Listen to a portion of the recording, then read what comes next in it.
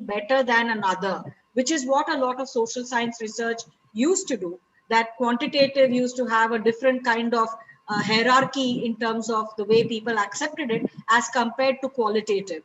For many of you, you would probably be very surprised to hear that when we were studying, and I'm sure this is true for many of us, probably some of you as well, it was always considered that only quantitative research used to do. That quantitative used to have a different kind of hierarchy in terms of the way people. Yeah, I think there is a live streaming going on. I don't know if that is. No, madam. Now yeah. Continue, ma'am. Continue, ma'am. I go. Okay. So basically, the statement that we are making is that a lot of people in the past used to look at quantitative approaches and the kind of paradigms that it used as superior to other forms of research. Today, when we make a joint presentation, the loudest statement that we are making is that for social science research, and since I'm speaking to social work educators, social work researchers, this is the first level of clarification for a topic like this, that for us, all of these coexist. We choose based on our understanding, based on the nature of the problem that we are studying. We decide which kind of paradigm we want to use, which kind of approach we want to use. So if I were to begin by just saying, what is qualitative research? I mean, I'm sure all of us here are in advanced stages of research or have already completed some research.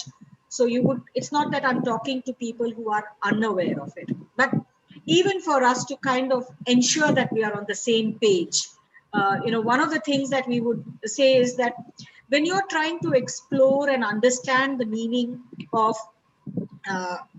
individuals, behavior of groups, or you're trying to ascribe meaning to a social problem or to a human problem, that's when you would probably use a qualitative research very confidently. So when we came across and we put together this kind of a presentation, we wanted to see and juxtapose qualitative research and quantitative research in the same, and then talk about mixed methods in the same session, rather than the traditional ways of having one follow the other, right? So when we are looking at qualitative research, Cresswell is, for most of us who are engaged in the field of research, is one of the greatest exponents that we would fall back on, Cresswell. And the definition that you see before you of it being an inquiry process of understanding based on very distinct methodological traditions of inquiry. Like I said, it's about a social problem or a human problem.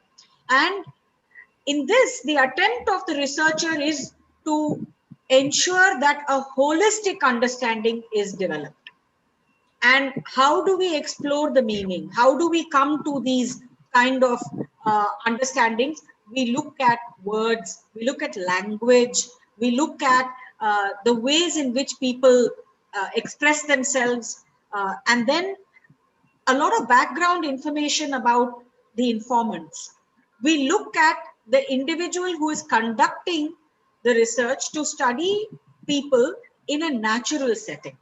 So when we say naturalistic form of inquiry, going, as many of you are already aware about ethnography, one of the best ways in looking at people within their own community, within their own environment, and constructing meaning based on how people are interpreting, not just how the researcher understands an issue. So these are some of the ways in which we look at it.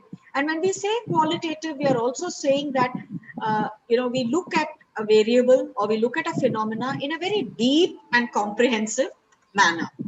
It's basically, we look at things from multiple perspectives. We do not have a singular focal way of looking at a problem or looking at it, a research problem when I'm talking about a problem.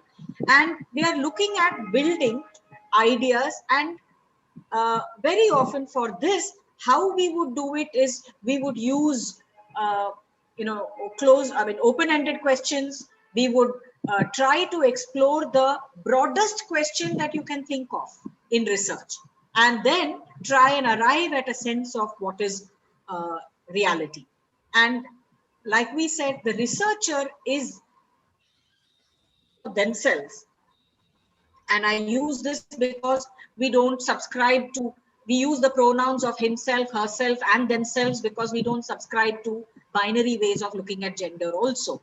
And so therefore the broadest ways in which we can understand what participants in a study actually understand. So should we move to the next slide, Yes. Professor Kanakaraj? Yes, madam. Yeah. So we very often we look at all the characteristics that we were just talking about. We look at exploratory kind of a focus. We look at describing phenomena as it exists and as people perceive that it exists. And the important, or the emphasis or the operative part of what I'm trying to say is, it is about what people construct about their own reality that becomes the central focus of inquiry as far as qualitative research is concerned. We very often talk in terms of an emergent design. And before we come to the design, we ask one or two central questions when it comes to qualitative research. And the central question is a very broad question. It is not something that just broadly is translated from your objectives when you are framing proposals. For example, those of you who are in the initial stages of research, this might be something interesting, that if you're doing a qualitative study, then it is good to imagine and explore the broadest question possible. And as an inquirer, you pose this question and look at, how will I arrive at a response that will satisfy my broadest level of inquiry? And with this, we try to struggle. We don't narrow it down into ideas, into a set of concepts or variables. We in fact expand in our mind what we would like to, and we go with a very open mind of, we know where we are going, but we go with an open mind of seeing what are all the different things that will impact the kind of research question that I have. And maybe for qualitative research, when we say that it's an emergent design, we don't go with a prefixed idea of how I want to do something. We may have some guiding methodology and a design in mind, but as you go and you are listening, and not listening just with your ears, but with your being in the field, you are able to draw in ideas that exist and change the methodology if required, and change the design because of the fact that the way in which I had pre-scheduled or planned to do it is not going to give me the satisfactory answers to my research question. We also talk about, collecting data in a natural setting. We used to give these examples earlier, and it is probably no longer true even in terms of what happens in quantitative and what happens in qualitative. But at one time, this used to be true, that for quantitative research, very often the researcher would go and collect a lot of information, or even it was not uncommon to have people come and visit an NGO or a place where the researcher is located and provide data. That's no longer true, and I know that a lot of things have changed, and even quantitatively oriented researchers do approach in the natural setting. But when we say that qualitative research is on with an emphasis on data collection in the natural setting, we go to where the people are, we understand from the people, and we construct along and co-create the data with people. So, which means that you as a researcher are also a human as instrument. You are also an instrument in the entire process of data collection. And we use qualitative methods of data collection, which we will share with you very briefly. And we also very often distinguish between ongoing and inductive analysis as compared to a cross-sectional and deductive analysis, which very often happens in quantitative orientation. Professor Kanakaraj, would you like to come in here itself? And Yes, ma'am. Yes, ma'am. Actually, let me, my understanding, see, Madam Kalpana has very rightly pointed out that the qualitative researcher begins with the broad research questions and try to go into the field and sub questions and other things are emerging slowly, slowly. No, the questions are emerging. It's not that actually everything is pre-planned and pre-planned questions are going open-ended questions. Not like that. Broad question and design also, where the field work is to be conducted, and who are the informants. All are emerging over the period of time when they delve into the research process, and openness is there. Openness to understand what is there, and analysis, very important thing. And data collection need to be done in a natural setting, and the person who is doing qualitative research We has to lost collect your it. audio. Huh? We Not able. lost your audio for a few seconds. Now we are able to hear you.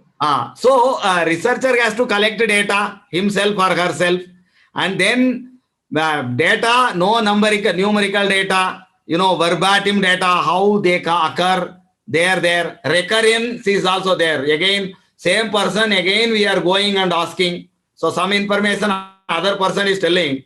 So something about the some information, no new information is coming. A new question automatically arises, and then again we go back to the earlier informant, and again like that. This data collection also is something recursive, and analysis again in quantitative research generally we do at the end. In qualitative research, as soon as the data collection starts, the analysis goes on. The scholar who is collecting data notes down her own reflections on the data, and analysis starts along with data collection. So that is the thing. I have also understood. I have little bit understood. I think Madam will go on qualitative method of data collection. Yes, Madam. What constitutes actually, data? When we say data, what constitutes data in qualitative methods? And it is so interesting and so varied that everything that you see and you experience in the field constitutes data. People's words, photographs that you might see, the kind of observations you make about the living arrangements that people have, you look around and that's data for you. Because a lot of things that people might be telling you might be in response to some questions that you might have asked, but a lot of other data is easily available based on just what is naturally occurring in the environment, or in the house, or in the home of the person that you are talking to. So naturally occurring things, relevant documents, if you're talking primarily about a health study in the area of social work, and you're looking at not just what people are able to tell you about the construction of how their illness experience has been, which might be the central focus of your research, but, but also checking with people what kind of documents are there.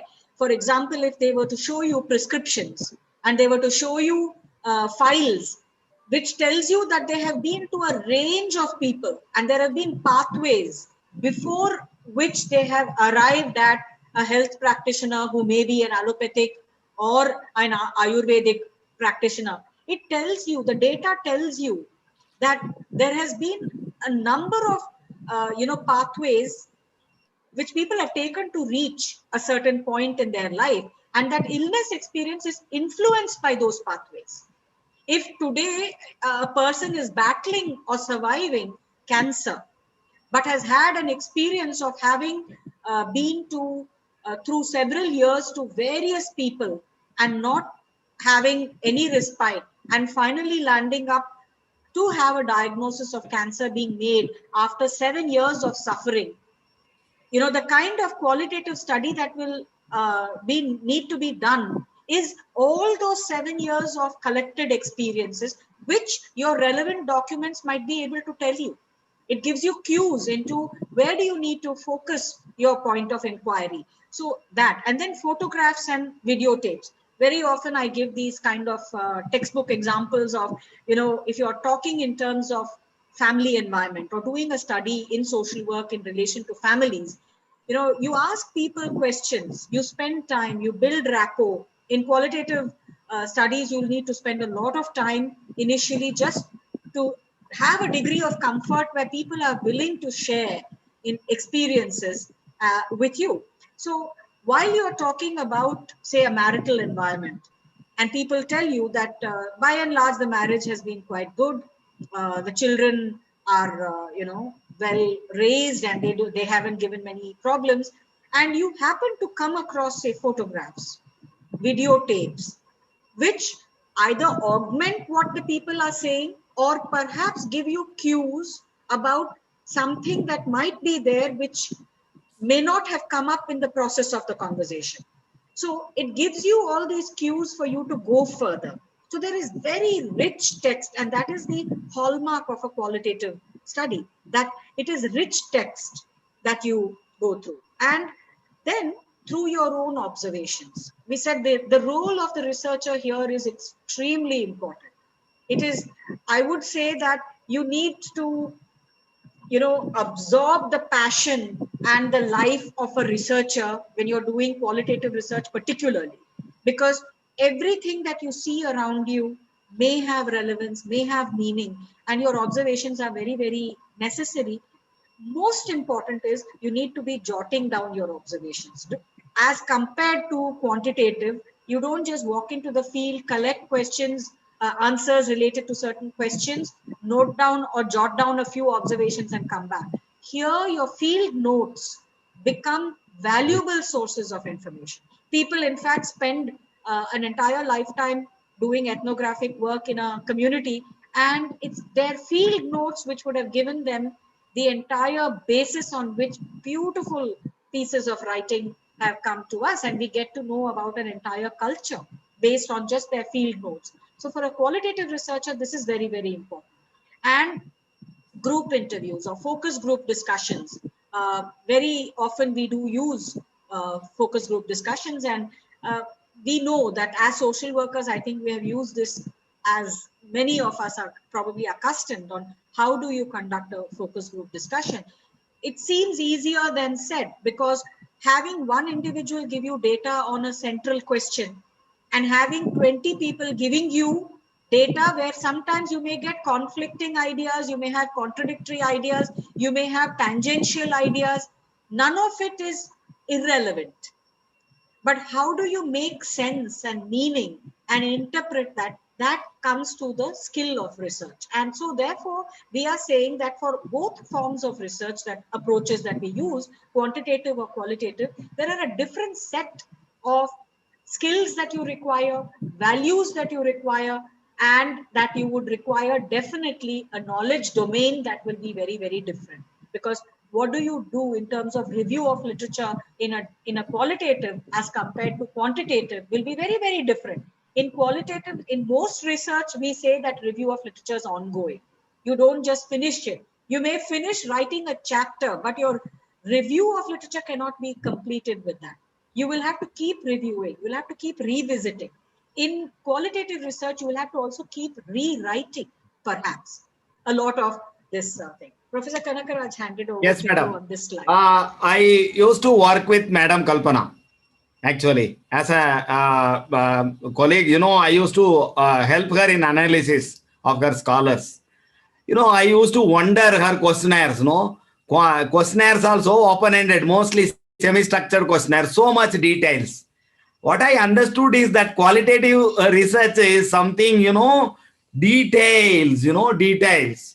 And that too, when it comes to open-ended, not open-ended, this pure qualitative order, she's from qualitative background. So, do so much details.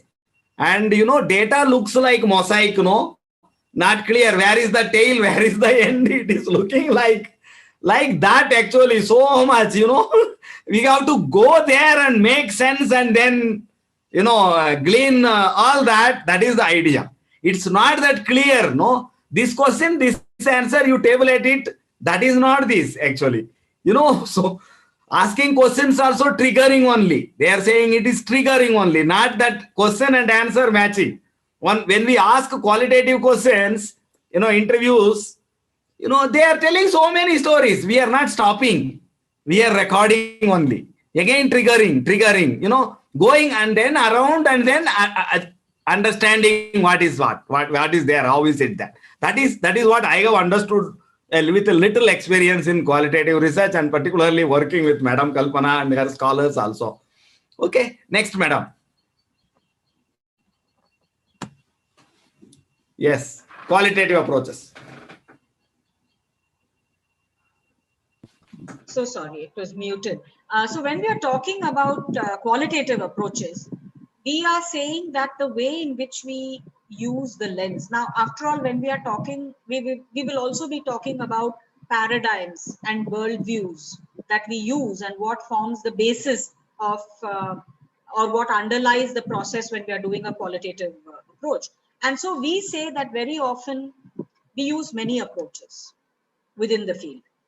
We do look at things from a constructivist approach.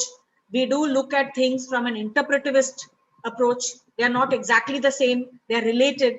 We do a number of other ways of looking critically into the field. And so it is not a singular. And I think the signature feature of qualitative research is that it uses multiple forms and multiple methods in every aspect of the way in which we discuss research, and so therefore in approaches also.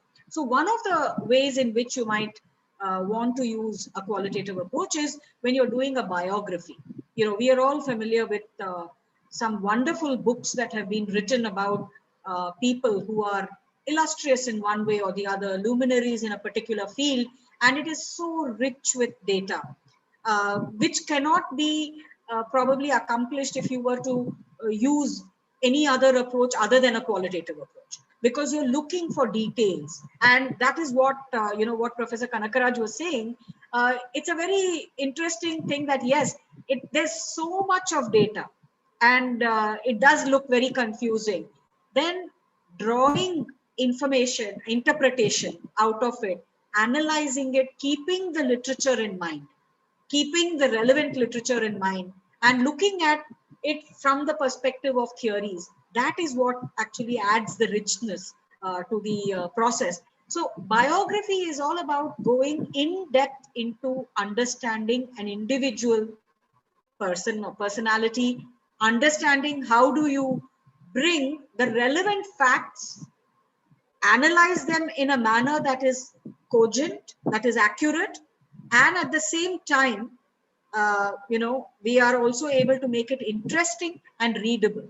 A qualitative research, very often we tell students and scholars who want to take up qualitative research, they must have an interest and passion, of course, for any research. That's not just for qualitative. They must have the passion, the sincerity of purpose, the integrity to want to do the research. But most importantly, for qualitative approach, you would require to have a good language to back you, because there are different ways in which people will describe the same thing. The example I would give you here is for something which is very subjective, which is what a lot of qualitative research is also. That's how you distinguish it from quantitative also, in one way, to say objective versus subjective. Now, if I were to give you an example of the phenomena of pain, and if I may request any one of you in this, among the participants, to tell me how you would describe a stomach pain or a headache that you recently had. Give me any description, because headaches and stomach aches are very common, right? Is there anybody here who says they are fortunate enough never to have experienced pain of any kind? You can just chat and put that in the text also. Say yes or no to the question. Have any of you ever had, been fortunate enough to say, I don't have any pain, I've never experienced pain, so I don't know what pain is.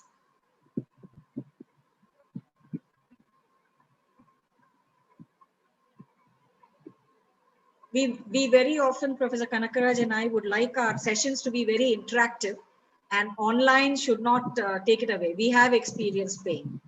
Thank you. Can you? Okay. So most of us have experienced pain. We are establishing that. Frequently experience pain. Yes, thank you all for your responses. May I request any one of you uh, to tell me an example of how you would describe uh, a pain? If somebody who says, I have frequently experienced pain, can you tell me in one sentence what your pain, if you had to go to a doctor and the doctor says, what kind of a pain is it? For diagnosis, even a doctor will require it, right? How would you describe it? You could unmute yourself and say it in just one or two sentences. I don't want long paragraphs. We'll just want to try and establish something about the subjectivity. Yeah, Ma'am, may I? please do. Please do. Yes, good afternoon, ma'am. So if I have to tell the doctor that I am having a headache, then I'll say that I feel like my head is heavy. Okay. It's like it will blast at any time. I am Okay. not able to sleep. This is how I describe my Very, very headache. well described. So for some of us, it's a heavy feeling. Now let me hear from a couple of others. On headache itself, how would you describe? Imagine you're speaking to a doctor, a medical doctor, and the person is saying, what does your headache feel like? May I? Yes, please do. Very intense pain. Intense. Okay. All right. Very intense pain. Very good. Thank you. Anybody else? Hi, ma'am. Yes. Uh, Hi. it's kind of pricking. Pricking. Okay. Very nice. If I were to ask you, what do you mean by pricking? How would you describe it further? Because that's what a qualitative researcher will do. We'll go further and further. So when you say pricking, can you describe it in greater detail? Uh, so kind of knocking or else like uncomfortable feeling, which is uh, Okay. like Okay. kind of it may be like hammering also. You can tell. Okay. Very nice. I mean, very nice description, not very nice pain. Pain is never nice, but Yeah, yes, may thank I, you. madam? Yes, please do. It's like I can't tolerate the type of feeling that I'm having because of headache, maybe because of the pain. Okay, It's very nice. intolerable.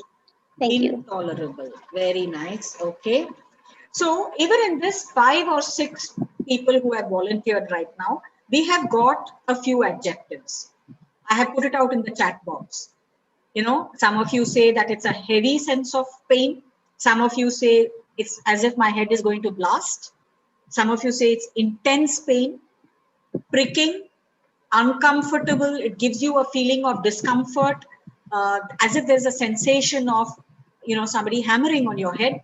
And some of you describe it with an adjective of it's intolerable. I'm not able to tolerate it. Now, just imagine if I were to ask a closed-ended question. All I could probably ask is, or if I have to get this range of answers, because pain is a very subjective phenomena, I would have to probably ask you, uh, do you experience pain? Yes, no. Or I don't think you'll ask a question like, I don't know, but yeah, yes or no. Then the second question would be, is your pain any one of the following? And then you would give a range of adjectives and people would give multiple responses. That would be very different from when you start asking a person and going deeper and deeper and deeper. So I demonstrated just very little because of time constraint, but you can ask a person that, when you say that it is intolerable, what do you tend to experience? And so a person might end up explaining to you very often that when I'm saying intolerable, I feel as if I just wish I didn't have this pain and I wish I could just sleep or I wish I could die. So there are different ways in which a person is going more in depth. And that is what qualitative research is all about. It's going in depth. And the phenomenology, when we are talking about phenomenology, we are referring to uh, lived experiences of people. When people are explaining to you their perception, so when we are asking people about pain, we are saying, rather than trying to describe it in prefixed words, is it heavy? Is it uncomfortable? Is it this? If today in just 5 minutes, we have managed to get 4 responses, 4 people to respond, we have already got 6 or 7 adjectives. In a focus group discussion, you ask a simple central question on what does pain mean to you, or what does the experience of pain mean to you. You will get a range of rich experiences. Then how do we construct the lived experiences of people? So we pick up anecdotes. We use the same words that people use to explain it when we are writing out our research report.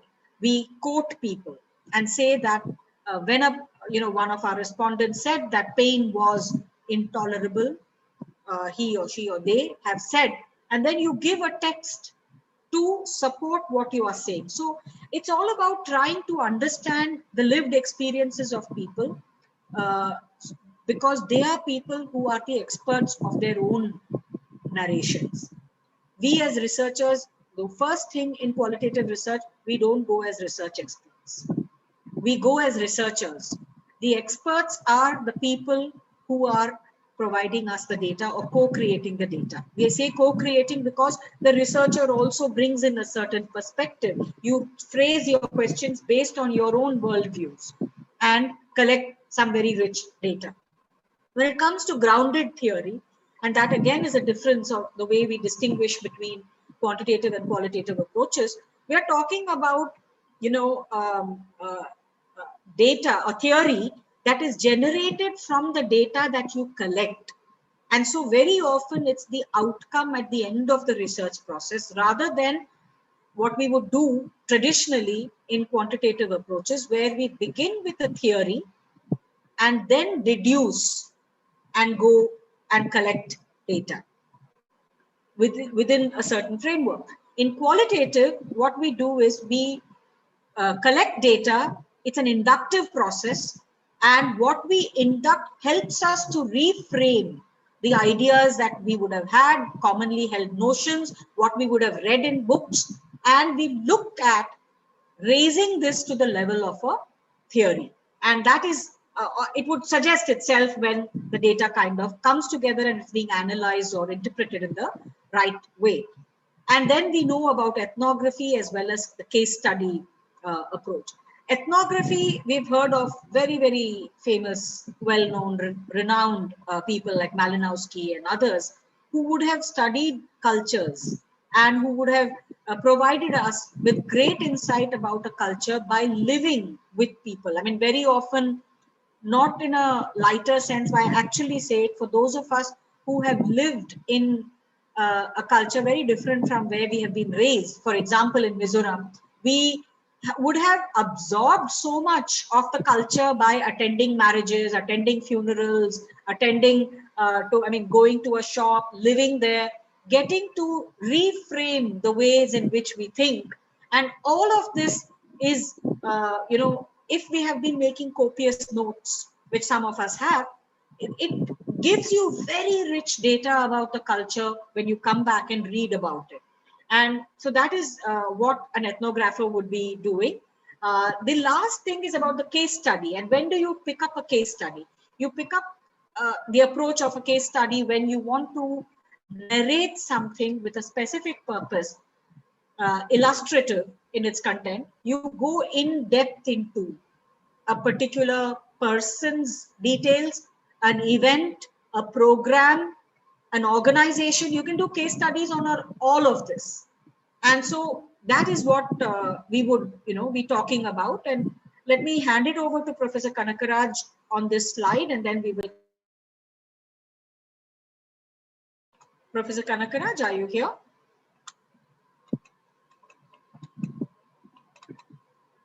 Has the slide also gone off? And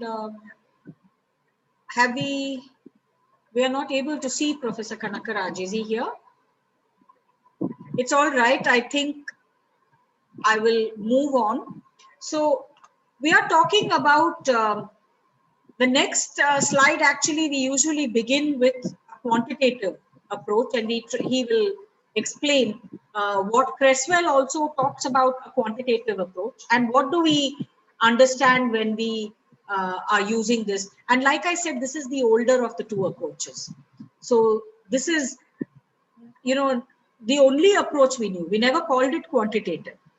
Research meant, for many of us who studied 3 decades ago or otherwise, this was what research meant. And, how do we understand scientific method of inquiry? I think Professor Kanakaraj has got disconnected from here. Is there anyone else from the department here? Because I'm not able to share the screen over here. Can I just continue with, because there's a question over here on what exactly, how can I expand on something to do with grounded theory. So I'll go on with it, and I'll hope that Professor Kanakaraj can join us again. Let me move on. So see, basically, grounded theory is a kind of methodology that we use very often in qualitative. We associate it more with qualitative research.